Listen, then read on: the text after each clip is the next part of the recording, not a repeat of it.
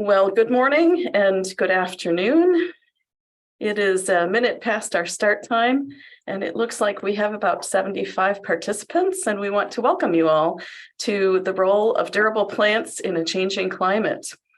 And with that, we will get started.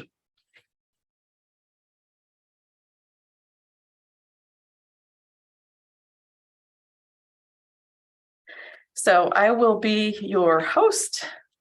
I'm Christa Orum-Keller, and I am chairman and president at Midwest Ground Covers, a wholesale nursery just west of Chicago in North America, and also chairman for our sister company, Midwest Trading, who are a horticulture supply company. And my experience is growing up in our nursery and horticulture operations. But originally, my formal education is as a landscape architect. So, and we sell to landscape contractors, independently owned garden centers, and wholesalers. So my perspective comes from originally the design side of the industry, and then having a great depth in the nursery supply side and horticulture material supply side of the industry. I'm also a board member for A Plant, who brings you the Nordic brand, and we'll talk about that in just a moment. But I will fill the role of MC and coordinator of the conversation with our panelists today. We have a couple of orientation messages as we begin. So as we're experiencing a webinar, your camera and your microphone have been disabled by us, but the way that you get to help participate and make our conversation live is through the little box that says Q&A. And you can type in questions and comments, and I will work to read those and monitor them and bring those forth to the panelists as we go through the conversation. And while we do this in English, I will accept the written questions and comments in both English and Danish. If Danish is easier for you, you can type your comments or your questions in Danish or English. After the webinar, there will be a follow-up email, and if you're in North America and you're a landscape architect and you're working to get your CEU, you can get 1 credit if you complete the quiz, which is about the contents of this presentation. So that will come later today, within the day. The webinar is being recorded and will be on the Midwest Ground Covers YouTube channel. So go to YouTube and sign up for that, and you'll be able to review it or share it with a friend at a later time. There's also a survey. Maybe this is the most exciting opportunity today, but there's a survey at the very end, so that will come immediately following the webinar. And for completing our survey, that will make you eligible to participate in a drawing for some free sample Nordic plants. And that is valid for Europe and for North America. So be sure to fill out the survey, and that's open to everyone who participates. So just those few housekeeping things. So we wanted to start off by asking you, the audience, and by the way, we have over 100 people, it looks like, already joining us. So welcome again, everyone. And we have friends and colleagues in Denmark, in Scandinavia, all over Europe, and many from the Midwest and all over North America as well. So we're excited to have you join us. And we'd like to ask you to be active and complete the poll. How familiar are you with Nordic, the Nordic brand? So just click on your screen.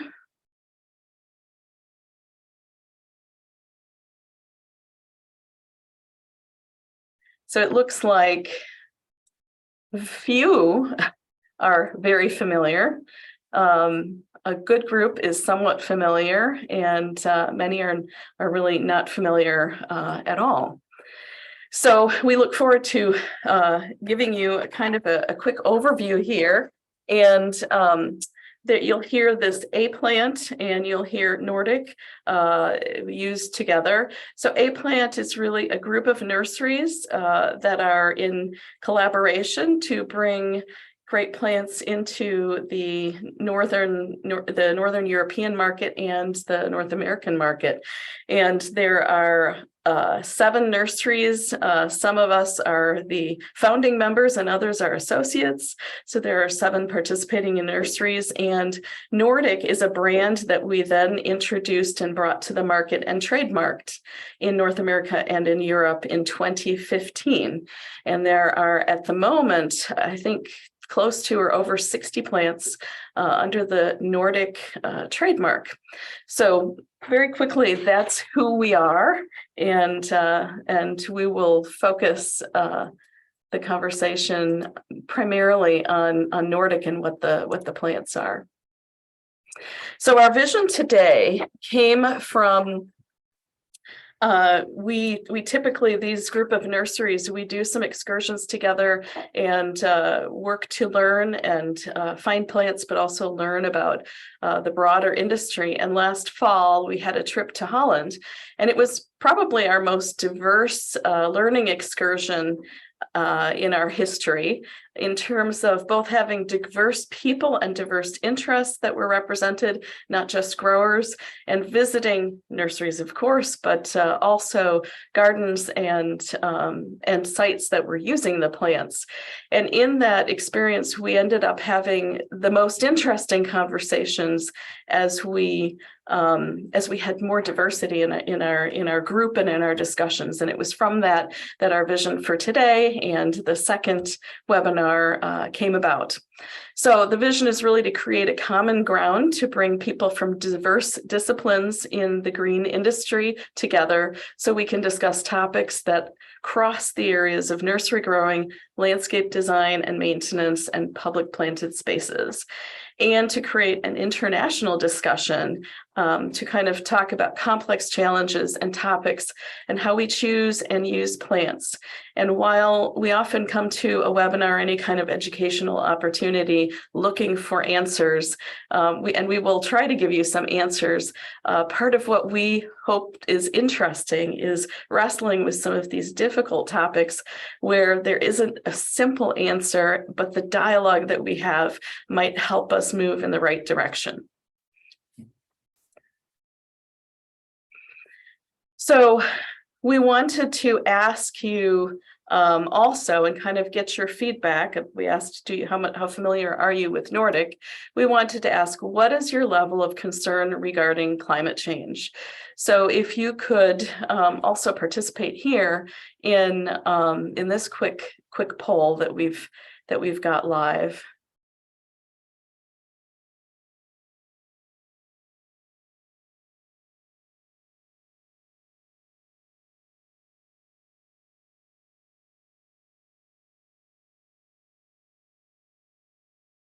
So it looks like we're all at least somewhat concerned, and more than half of us are really concerned as we come to talk about this and how it affects our choice of plants.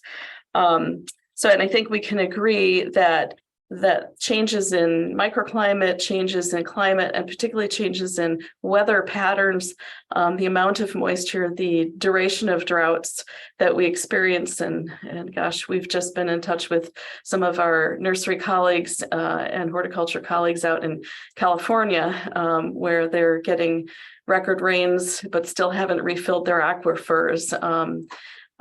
These have impacts on what plants survive and thrive, and how we choose them and how we choose plants thinking about the future. So I would like to introduce to you our 3 panelists. So we have Malene Nygaard Jensen, and she is head of sales and marketing at Nygaard's Planteskolen, located in Vejen in Denmark. She's one of our board members and has more than 10 years of experience in plant selection, as well as product and market development. Malene has a background in marketing, which gives her tools to spot new trends and develop plant concepts and informative materials to go with those plant concepts. So welcome, Malene, and thank you for being on the panel.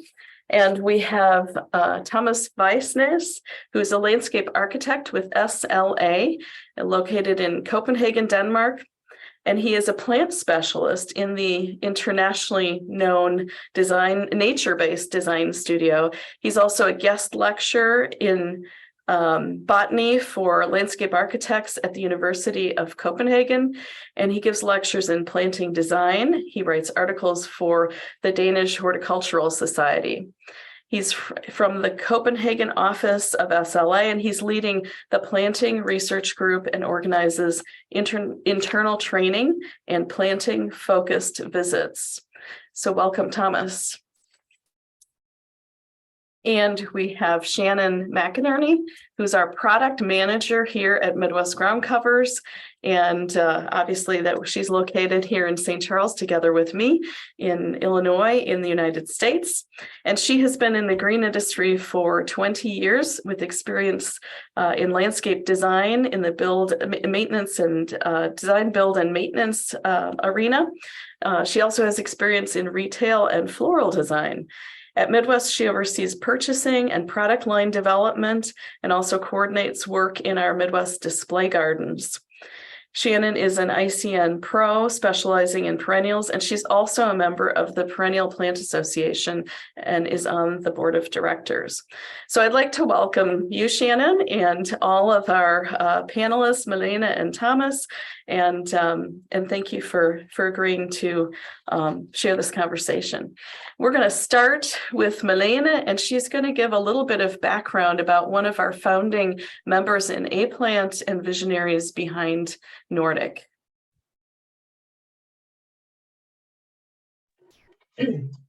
So I promised to tell a little bit about Paul Erik Brander, who was one of the visionaries and also founders of A-Plant. He was one of the leading horticultural scientists in Denmark. He collected plant materials all over the world, and he also wrote several books. And in the Danish business, he was known as the human encyclopedia of shrubs and trees. He's probably also one of the most influential people when it comes to the way that we think about plant selection, both in A-Plant, but in Danish nurseries in general as well. And also the importance of origin control of your plant materials, so that you make sure that you have complete control of the plant material and where it comes from. He was a big advocate for thoroughly testing plants, not just new plants, but also continuously testing the existing plants to make sure that there doesn't come new problems with them. Things change. It's growing things that we work with, so it might react different to climate change. There might be new diseases and stuff like that. So he was a big advocate for the continuation of tests of the plants, which we also do in A-Plant. He was ahead of his time with regards to testing. He made a system for selection of plants and for the continuous testing of them. He made that 50, 60 years ago. He was very focused on the climate, that the plants had to be able to endure the climate that you plant them in and market them through. He was also very focused on plant health, to make sure that you only bring healthy plants into the market. And then also, it was a good thing if the plant could work with different types of soil as well. And then if the plant lives up to all these criteria, then we can start looking at where do we use it? Does it have nice flowers and stuff like that? So he was he was really ahead of his time in terms of selecting plants and testing them and making a system for it.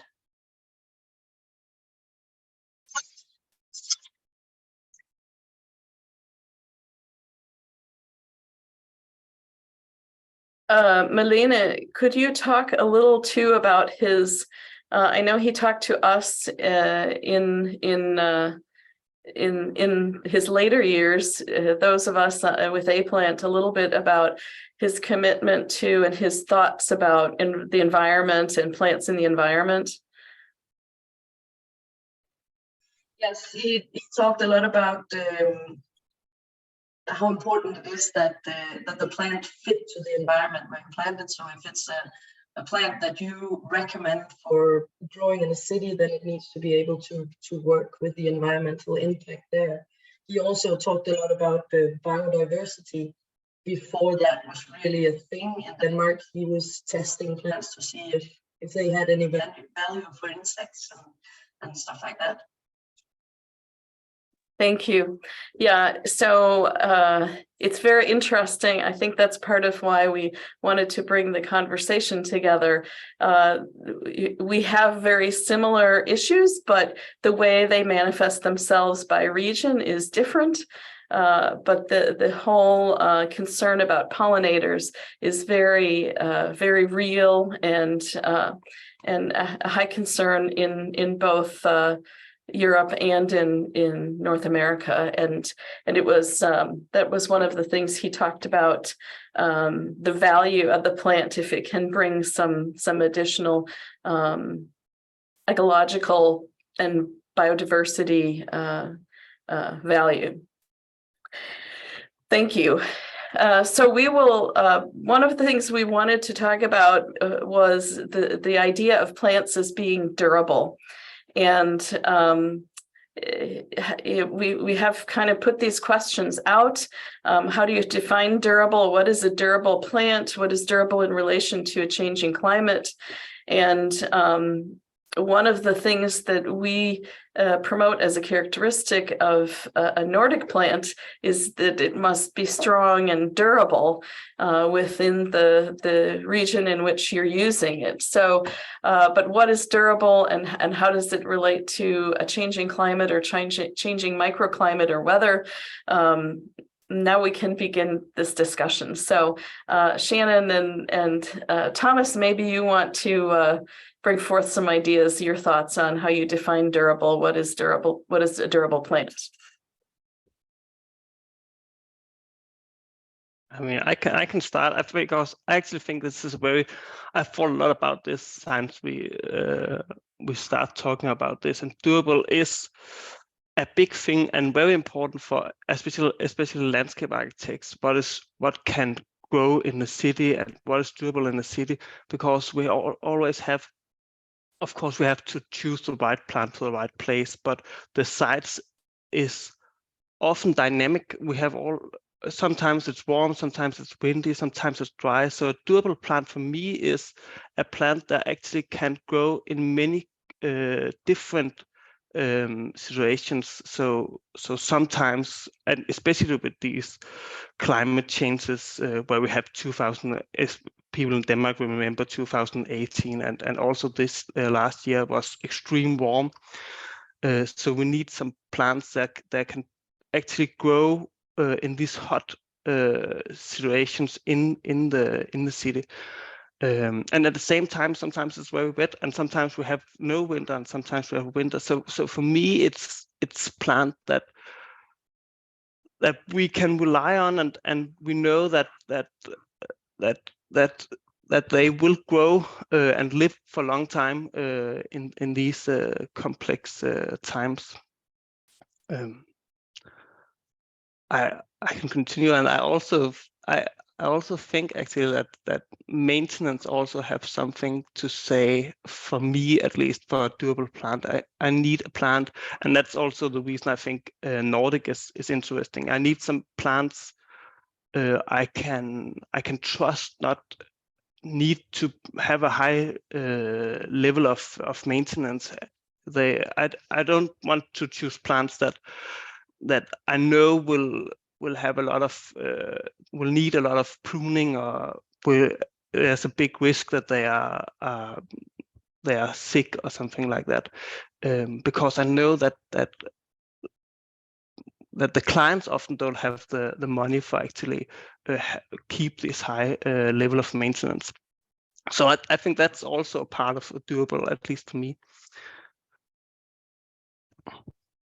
Thank you. Shannon? Yeah, so when I was thinking about this, I kind of like looked up what the definition of durable is, and kind of the words that stuck out to me the most were long-lived, tough, resistant, enduring. So kind of as Thomas mentioned, and I think as we touched on, as you talked about climate change, we've kind of gotten to this place of extremes where it's either too dry or it's too wet, or it's too hot or it's too cold. Not a lot seems to kind of run down the middle anymore. We're either one or the other.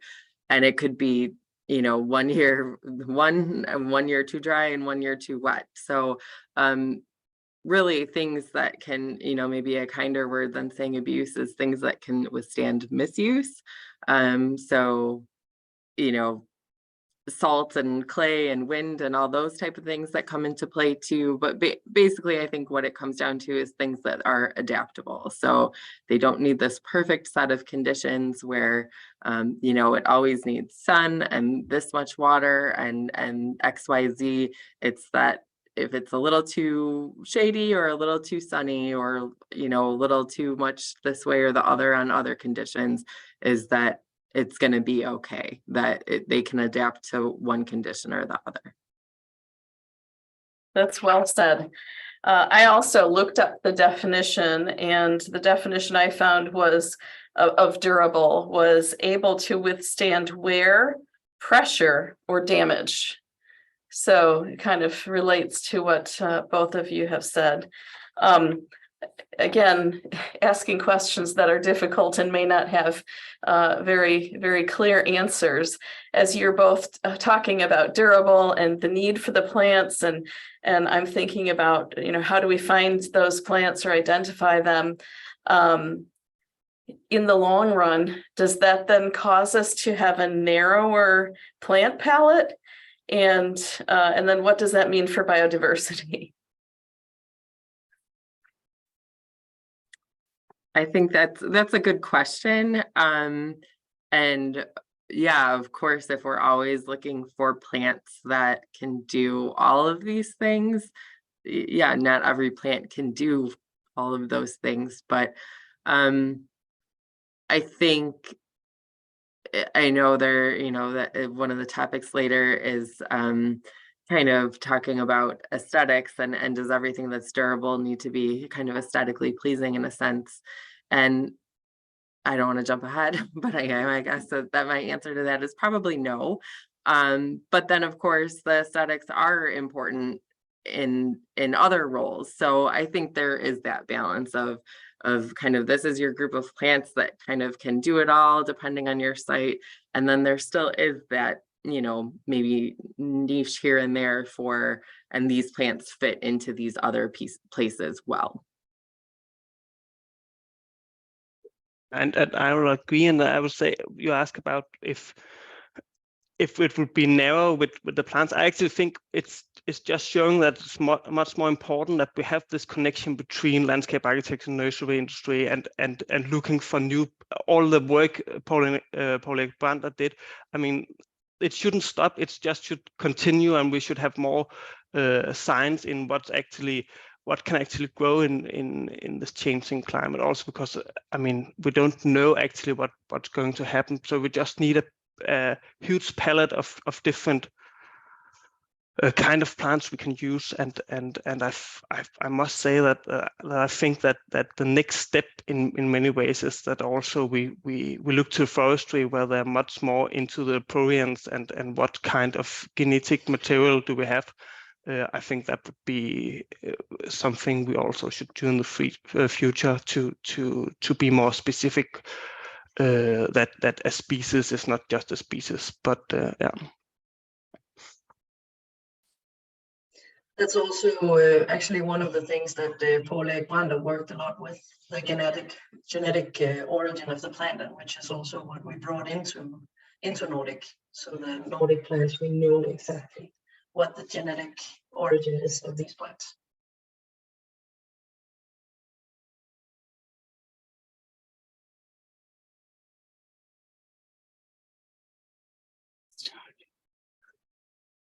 So I would like to remind our audience about the Q&A box. If if you have thoughts, ideas, if you want to bring in a question that we don't have on our list of questions, I want to welcome you to click on Q&A, and you can enter comments or questions as we go, and we can guide our discussion on those. So in terms of Nordic plants and our brand and durability, we wanted to bring forth the question, how are Nordic plants durable, and what role do they play, specifically Nordic plants used in Denmark and Europe and Nordic plants used in the Midwest? So Malene, maybe you can start with Nordic plants and how you see their durability in Europe and how you see them used.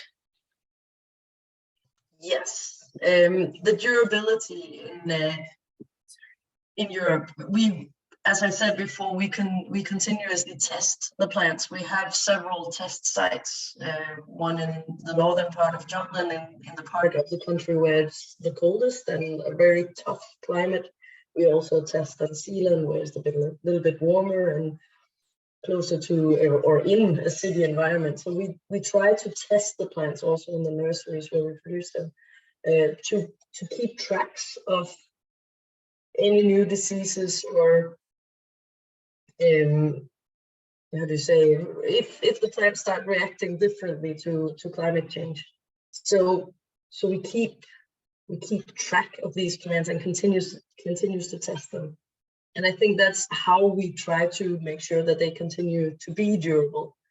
And also when we take in new plants, we test them for quite a while before we give them the Nordic brand. We test them for at least 5 years to make sure that they are actually living up to what we promise they can do.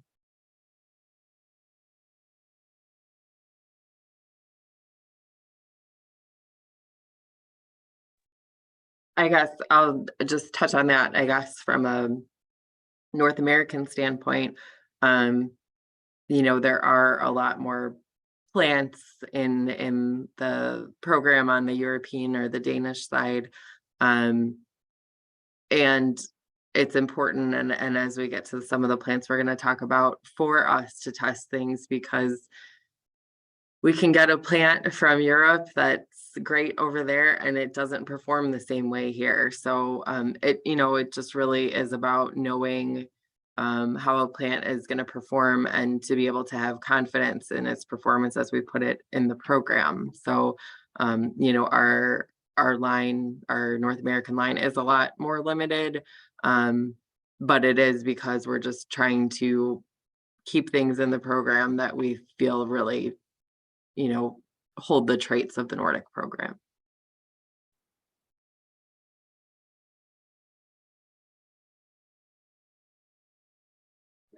All right, we have a couple of questions from our audience that I'd like to see if we can integrate before we go on to our next slides. One of our panelists for our next session, Jens Jensen, from Jensen Ecology, says, you mentioned plant genetics. Are genotypes not a focus in European plant material or seeds? And in fact, I think that could launch a whole interesting conversation about we might get into what's native in Europe and what's native in the US, and how do we identify and understand all of those things. But between Thomas and Malene, can you address that? So he's asking, are genotypes not a focus in European plant material or seeds, or how are they maybe?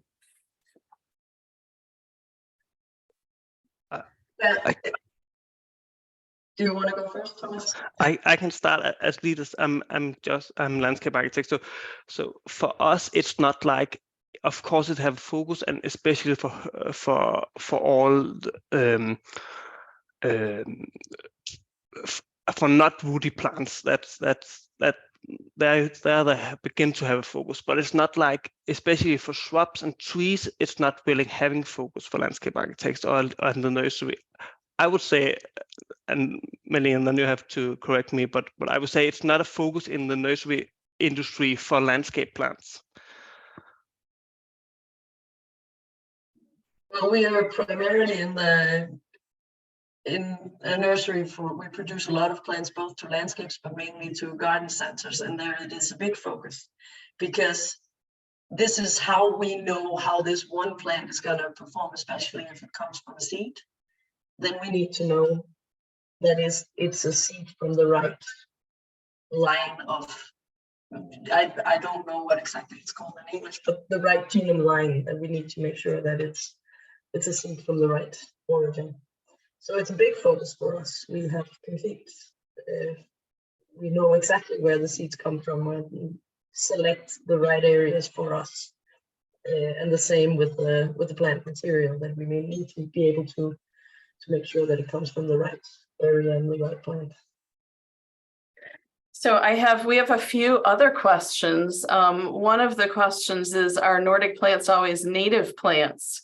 And in fact, Shannon, at least in the United States, wouldn't you say that most are not native plants for North America?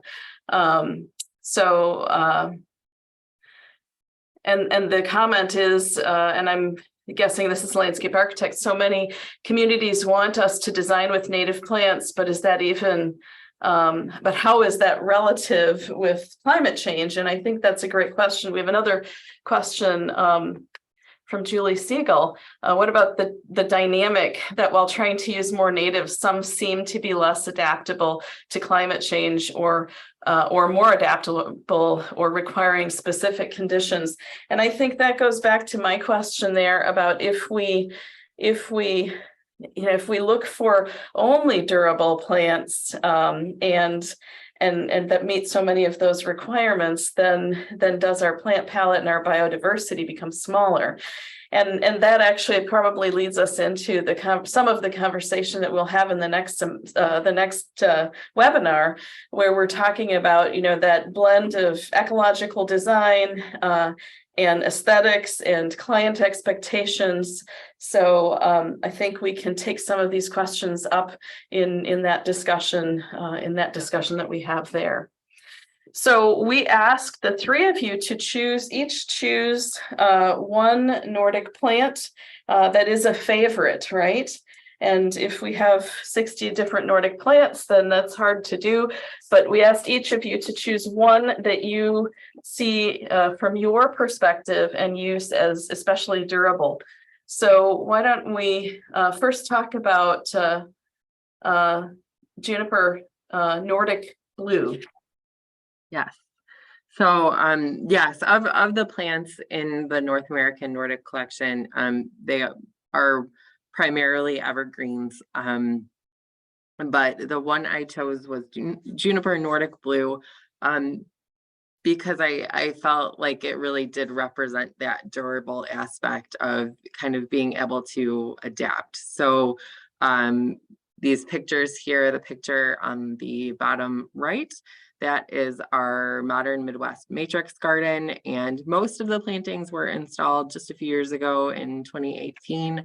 But the juniper there, or you can kind of see two groupings, one to the left of the path and one further down to the right. Those have been in that area since our office was built, or shortly thereafter. So 20 plus 25 years or so, those plants have been there and are just continuing to perform. You can see the close-up in the center there of the beautiful berries on the plant. So it has great winter interest. I think junipers sometimes, at least in the US, get a name of kind of an old plant and not that interesting and kind of something you stick on a site that you don't really care about. But this plant really has more aesthetic value than sometimes I think it's given credit for. The other thing about this plant is once it's established, it tolerates drought conditions just fine.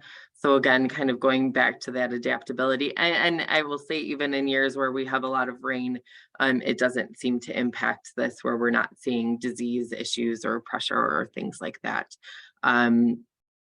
So I don't know exactly how the zones equate. Maybe Christa can kind of give us a better, but this is zone 3 to 9 hardy. So in the United States, quite a range of hardiness.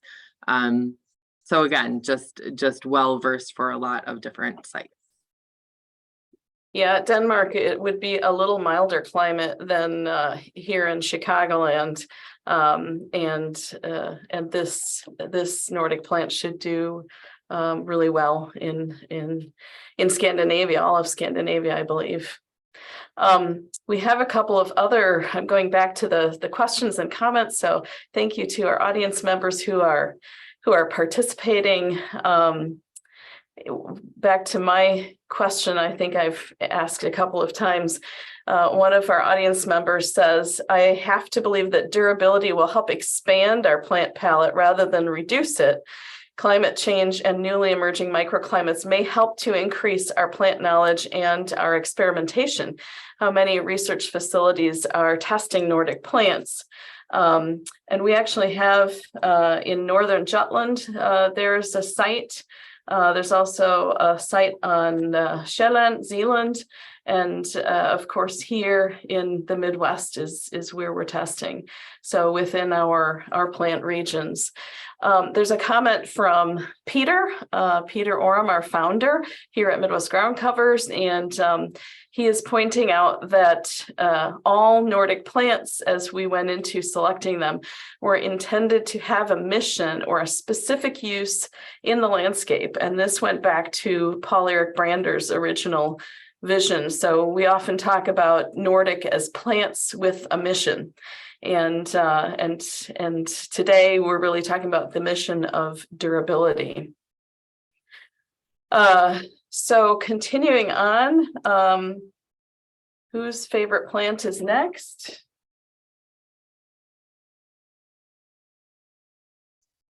That would be mine. This is Hydra Helix Nordic, great choice. And the small video you see is from my garden. That's because it's always completely alive with insects. What I love about this plant is that it has a good size. It's a meter high, a meter wide. The soil conditions, the optimal soil conditions are moist, but in my garden I have I live in a dry area. It works fine there as well, and that's also talking about durability. One of the things I think is great about this plant. It works in the sun, it works in the shade. It flowers very, very late, which is great for our insects, especially because it's a native plant. Yes, and I really, really like it, and I think it should be used more than we do. But that, Thomas, is a note to you. In Denmark, we have a tradition where we plant a lot of birch very close to each other, Fagus sylvatica, and then we cut them in a box. And this one would do great as well because it doesn't get as high. And if 1 meter is too high, then we have a smaller version as well.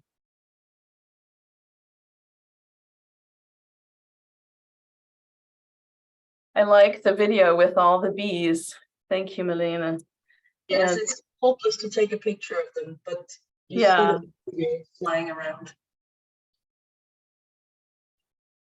And one of our other questions, I'm going to use this as we lead into this one, because I imagine our audience will have a lot of reactions.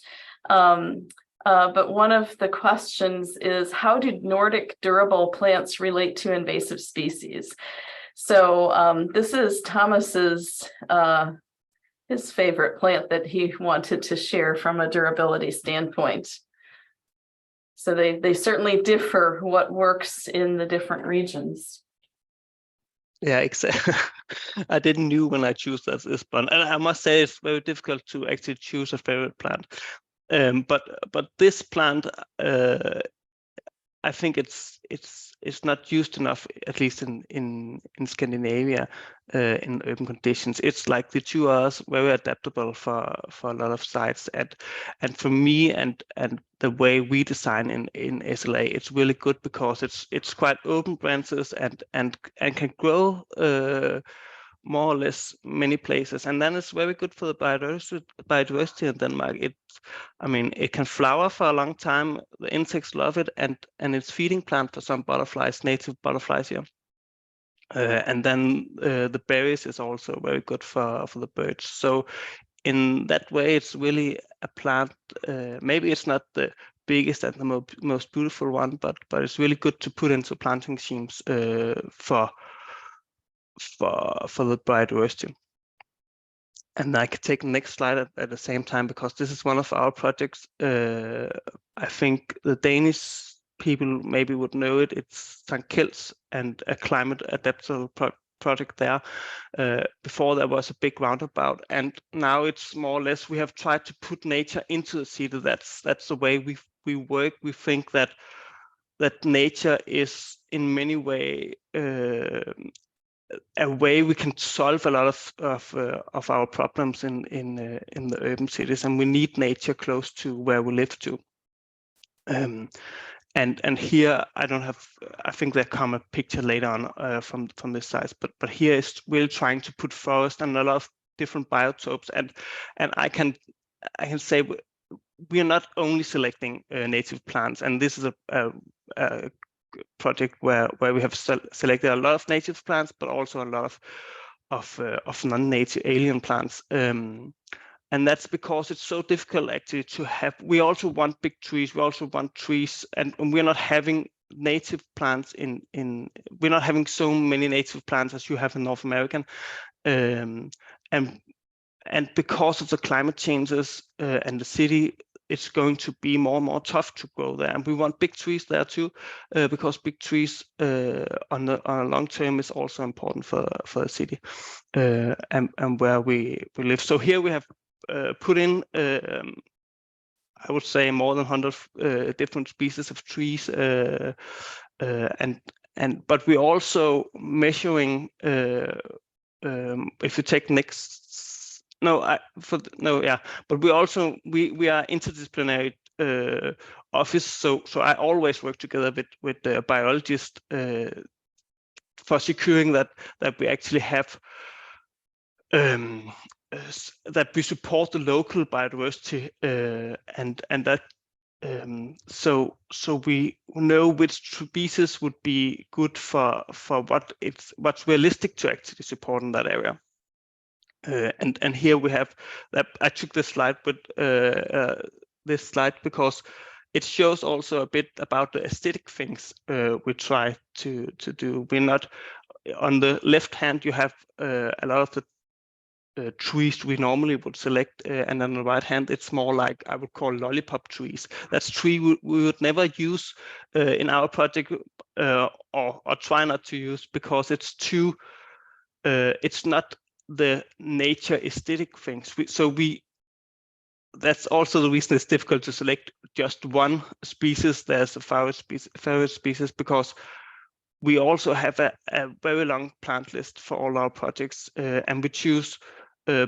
If we have one species, we choose a species in different sizes to give a more feeling like you are in the nature, and we don't want these high stem trees. We more like multi-stem and solitary trees.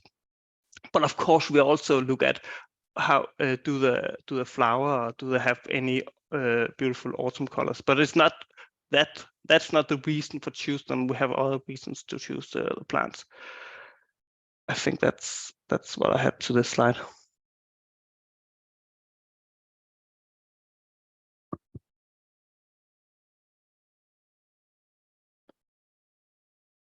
Some of the questions we had about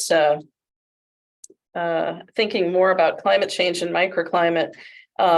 What are some of the things that you see, Thomas, in your projects that are the kind of the key things that are changing that you have to deal with on your sites? I think that, I mean, it's really the dynamic, how the sites constantly change, and some, especially after 2018, I think all the landscape architects there from Denmark can remember that year, because it was so difficult, and suddenly we get this, and then a few years later, I mean last year, it was not as hot, but it was also hot, and it's so difficult, like, to get anything established. And on our sites, a lot of trees have to be planted again this year because of that. So these, I mean, these, I really feel it's going to be more and more complex, and at the same time, we also have this. We have less space for green areas in the cities, so it's not only that it's going to be drier. We have less soil, less space for soil, and then it's going to be even drier for that. So it's, and then suddenly we have a lot of water, like this January, just raining all the time. So it's, I know it always have been like not a perfect weather year, but it's, I think it's, we have more these extreme periods, and that's the difficult thing. Yeah. So one of the things that we had talked about was how do we learn about plants? And I have questions from our participants who are asking a lot of questions about hardiness zones and which plants they can get in North America versus in Europe, and it's not the same plants. So we're looking at Shannon, maybe you can talk a little bit about that. Obviously, Thomas's favorite plant there is a hot button in terms of invasive species in North America. So we can't assume that just because something does well in Europe that it's going to be the right plant here, and vice versa. So we test within our regions, but part of the, I think, leading into the design side of things, if we have these pressures in how we how both, there's a pressure from the clients that you have to have a successful project and things need to live and be durable, but now you have some of these environmental changes and microclimate changes within a site, so that affects how we're choosing plants. How do we get to learn about the plants and try them and make sure that that they're functional, but also serve our clients and their needs at the same time? Sure. Well, I mean, as kind of you mentioned a little bit ago, it goes back to in Denmark, the testing sites there, the testing we do here. I mean, for example, we had a Carex that is very successful over in Denmark that we brought here a couple of years ago, and it just started to go everywhere, to the point where I probably wouldn't feel comfortable ever bringing it to market here, just because it seems that the chance of it posing a problem for people would be too great. And that kind of, again, goes back to Thomas's selection. I'm not sure everyone caught that because I didn't initially, but that frangula, more commonly here known as Rhamnus frangula, so glossy buckthorn, which is related to, of course, common buckthorn, both of which are problems in the United States. And it's just, even if you're in the same zone, there are different things, there are different environmental, here we just don't have whatever they have. And I did some research yesterday, I couldn't find it, but whatever it is in Europe that keeps those plants in check does not happen here. And obviously we know they escape and they pose problems for people. So that is why it's very important. I will say that the plant that Malene talked about, the Hedera, when we were in Holland this year, there was a garden that we were at, and they had some big plantings of those, and I was just like, what is that? So I mean, that is one that I definitely be interested to test here and see if we could have success.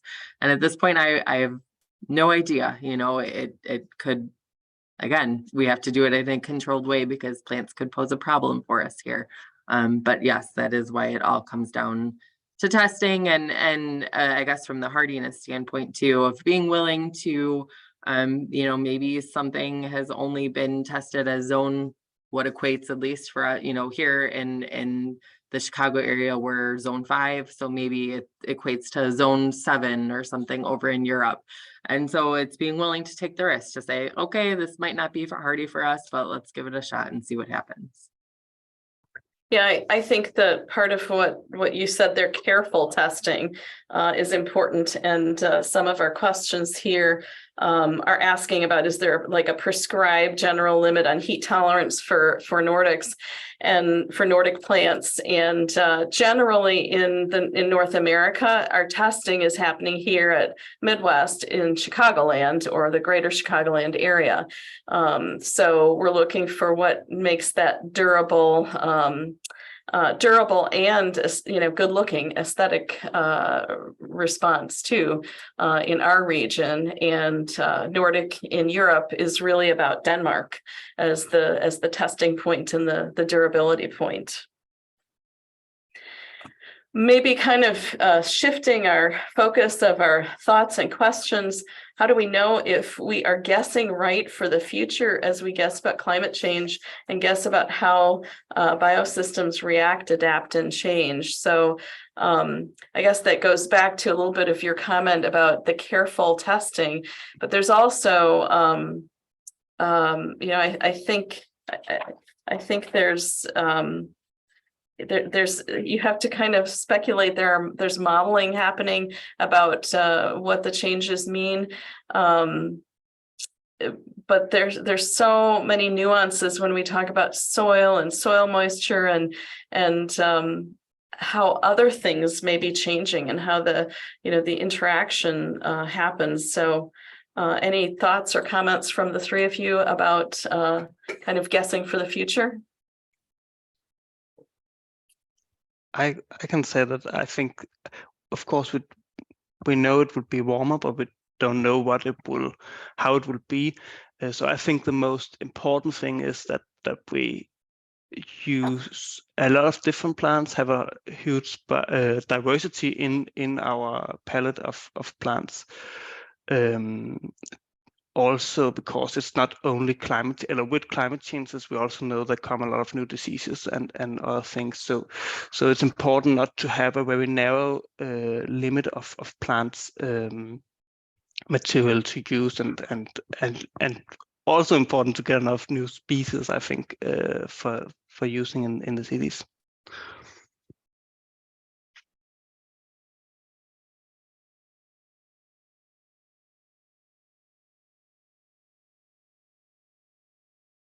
Maybe also in terms of biodiversity, looking at bringing back some of the native species. We haven't worked much with that in Denmark, but it's getting more and more.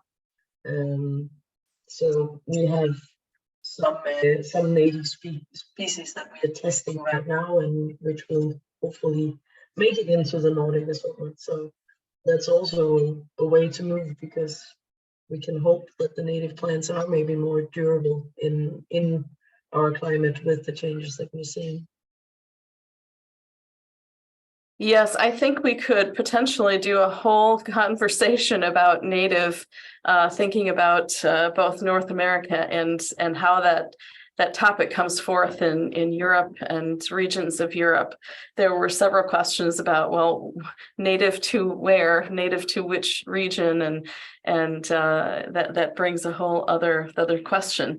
So this was our last slide of discussion questions, and that was thinking about plants and plant choices. Is new better? Is old better? Is native better? Is durable better? Can I have you each answer really quickly your reaction to these questions?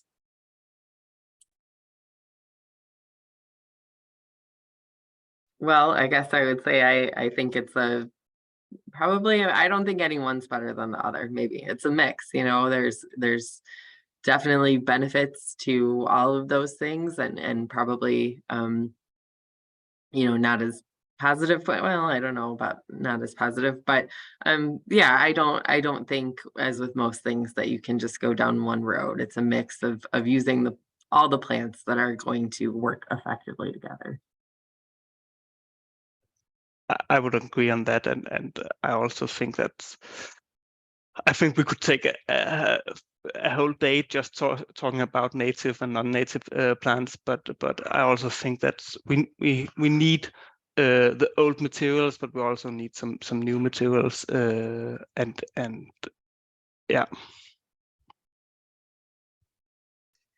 From a production point of view, I think it's also a question on how you define new, because for us, a new plant is one in specifically in the Nordic assortment, the Nordic line. A new plant is one that we have tested for at least 5 years. So it's not really new anymore, but it's new to the market. So I think it's also a question of definition of what is new. Thank you, all three of you. I'm going to kind of move us to the close of the program here with some words of wisdom. And this is a fascinating juxtaposition, because I have a quote from the historic Jens Jensen, who says, we all need the living green or we'll shrivel up inside. To make the modern city livable is the task of our times. I don't know what year that quote came from, but then I have a comment, a quote from the Jens Jensen of today, who will talk with us in the next webinar. And he says, I think the key to diversify the landscape for changing, the key is to diversify the landscape for changing climates. Diversity has built-in durability. So I think that's a great way for us to close the conversation. But yes, we could go, we could continue it. And thank you to our audience for many of the comments and questions. We appreciate that, and it causes our conversation to be more dynamic. So we want to again say thank you to the panelists. I want to also thank you, Jamie, who's orchestrating all of this from our marketing team, and also to the other folks at Midwest who have helped organize things and get the platform to function so we could have this conversation. And especially thank you to the participants who joined us. And as we close here, I want to remind you about the next webinar on the 28th, and you can sign up for that. It's 8 o'clock in the morning Chicago time and 3 in the afternoon Copenhagen time. And we hope you will again join us. And that will be an exciting conversation and dialogue as well. And I think we might have one more ecological design participant, guest speaker possibly from Denmark. So that will make it even better. You will also, you should have an opportunity as you register for that to also bring forth a topic, so we can prepare and try to craft the conversation around what your interests are in the context of the topic.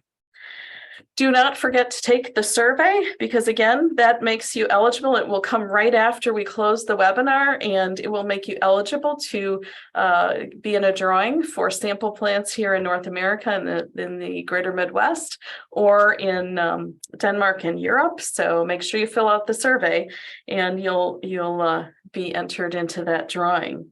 And for those who need their landscape architecture CEUs here in the US, an email will come within the day, and that will have a link so you can take your CEU quiz so you can get credit for participating.